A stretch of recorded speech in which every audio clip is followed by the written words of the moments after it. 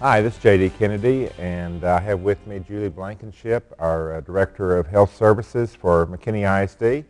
And this is our first video blog for this school year. And I welcome everyone back to school. And yesterday I had an opportunity to tour all of the campuses and see how things were going. And very pleased to see that kids are in the classroom already and already learning. So we're off to a great start.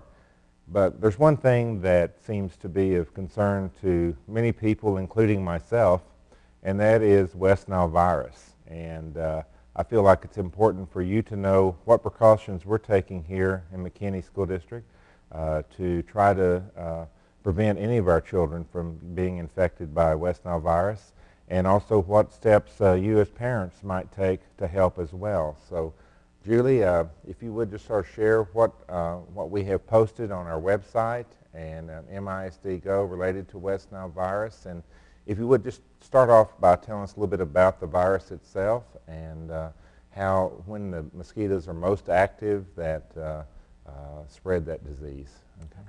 Okay. The mosquitoes themselves breed in standing water, so that's important that we are on look out for standing water around the areas, around your homes, around the city. If you see any of that, to report that to the city of McKinney. Here in the district, we have integrated pest management, so they are continually observing things around our buildings, treating those areas, whether that's standing water, whether that's other pest control. So he's constantly vigilant for those sort of things. And so I've met with him, and he has treated the exterior of the buildings and has been monitoring those situations where he feels mosquitoes could be present. The West Nile virus is a virus, and so it doesn't pass person to person. It is spread by the bite of a mosquito. Those mosquitoes that they're worried about right now are nighttime flyers, as they call them, nighttime flyers. So the areas of dusk and dawn are when we need to be most concerned. So you know, as the city and the county, and you'll hear it on every news station, are saying to stay inside at dusk and dawn. Try to wear long sleeves and protective clothing if you can. Apply your insect repellent with DEET. Those sort of things that you personally can do to treat to not treat them, to prevent mosquito bites. Mm-hmm.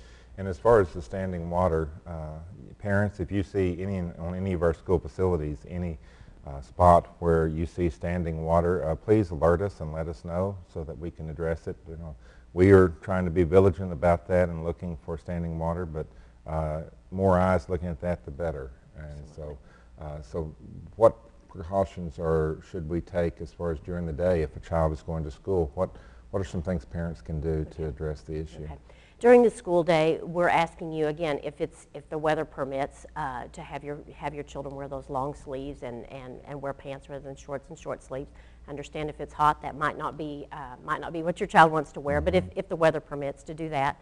If you feel necessary to apply the insect repellent with the DEET prior to your child coming to school, they make several long-acting formulas. Try to apply that before the child comes to school. If you feel the child needs to be treated while at school, we're asking you to follow the medication policy for the school district, which is that you would bring the insect repellent in. The parent would bring the insect repellent in, check that into the school clinic, sign the medication form so that the school nurse can apply that insect repellent. But there are repellents that will last for up to 12 hours, is that correct? Yes. I know there's several on the market that last up to 8 hours, 6 hours. Mm-hmm. So just check the label and see how long that repellent lasts. Okay. So, what are we doing in the cases of like field trips or in athletics and band? What are some things we do in that regard? For athletics and band, working with Sean Pratt, who's the athletic director, and Roy Renzenbrink, who's in charge of fine arts, we are going to have insect repellent with DEET on hand there. We are going to have the students apply that themselves. We're just going to have it available. The band director, coach, teacher, whomever the supervisor is, will just simply be watching that those are applied in an open air area away from other students. We don't have other students inhaling that as the other student is applying it to themselves. Okay. So we are not going to discourage them from placing that in their athletic bags. If it's there, we're just going to say we're going to have it available, since that would exceed the 8 to 12 hour period if the parent's applying it first thing in the morning. Okay. So we're doing that with just the extracurricular with athletics and fine arts. As far as field trips, the one that comes to mind is the 5th grade camp trips. We do have 4 of those scheduled for the month of September. We are going to encourage not only students but chaperones and staff members that are going on those camp trips to include insect repellent in their list of things that they're bringing to camp. Okay. And we'll allow those students to apply that insect repellent to themselves while they're at camp and carry that with them. If a student forgets that or runs out of their own supply, the nurses that are on the camp trips will have that insect repellent available and have that on the parent permission slip as something that the nurse can have available for the student. Okay. with parent permission. Great, great. Well, this is just a small overview of what we're doing to address West Nile virus. To get more detailed information, please go to our website. We have that information on the front page of our website. Also, you can access that information through our phone app under News, under MISD Go, and then also you can find out that information from our Facebook account as well. So we encourage you to get all the update information about West Nile virus or other issues by accessing either our website, MISD Go, or our Facebook.